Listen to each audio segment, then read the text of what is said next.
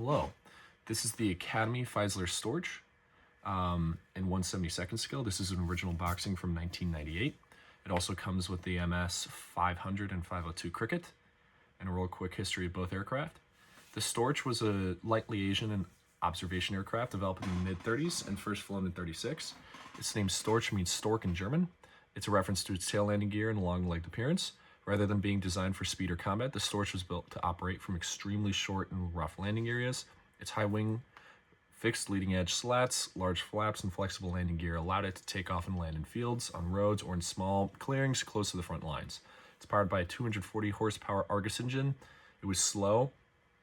Like, I've seen reports, I think like 108 miles per hour is slow, but its excellent visibility and low speed control made it highly effective for recon, medical evac, transporting officers, and delivering messages.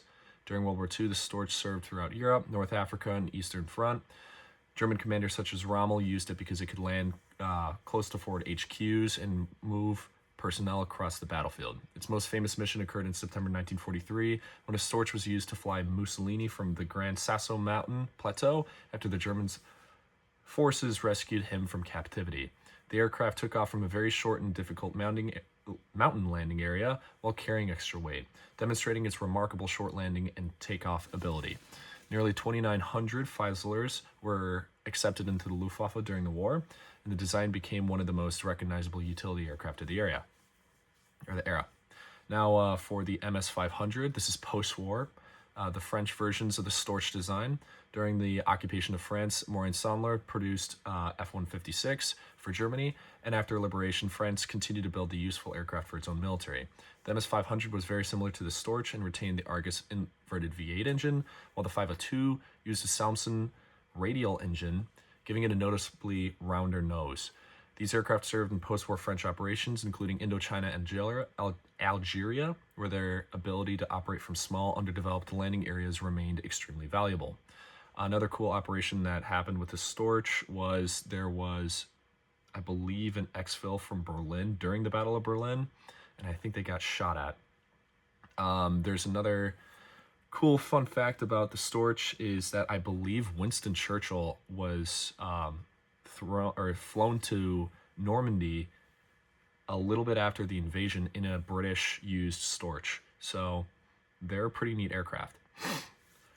Academy re-released this in 2020, but this is an original boxing from 1998. On the sides, it shows the two versions that you can make, the German version or the French version. On this side, it shows you the German markings as well as what it's going to look like, as well as the difference in the engine. In the front, just the front box art. In the box, you have the decals, originally from, again, the 90s. You have the French decals. You should probably, I wish this was a little separate so I can actually paint on the stripes, but beggars can't be choosers. You also get the German markings as well. The instructions I'll get to in a minute. First, the French paint scheme. It is just a green on top of RLM 76.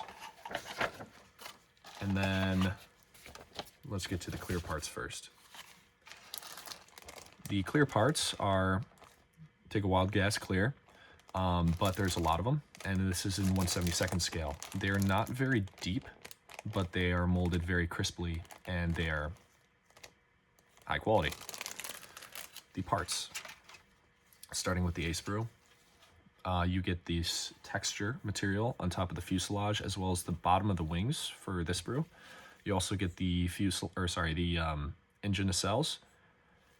They are crisply molded with a little bit. It is raised detail on this, by the way, on these as well.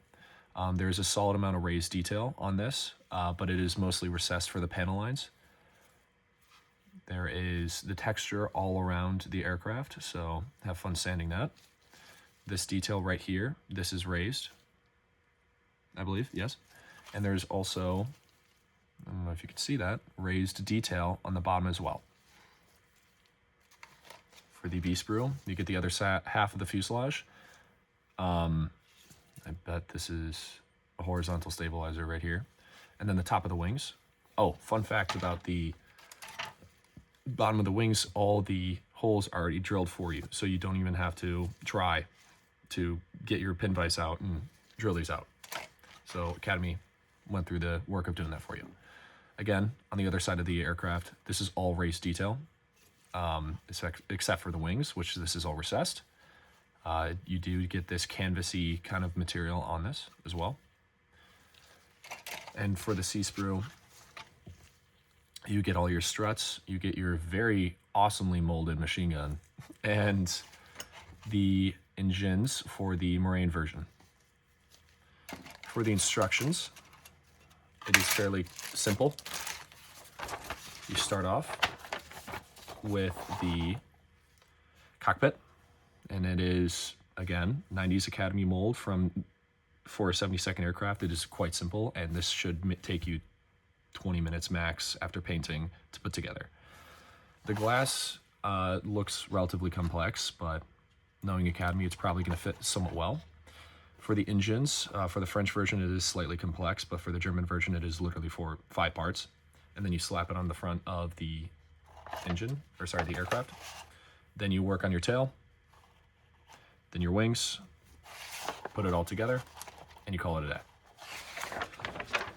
For the front of the instructions, you get the history of the aircraft in English, French, German, and Korean, I believe, maybe, and as well as your parts. For your A and B scheme for the German versions, you get a North Africa 1941 scheme with RLM02, some other color, and RLM 76, as well as a yellow band on the fuselage.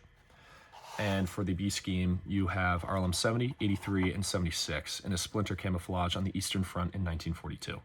You also get the yellow wingtips on the bottom when you paint those. So that is the Academy Feisler Storch, and that's that.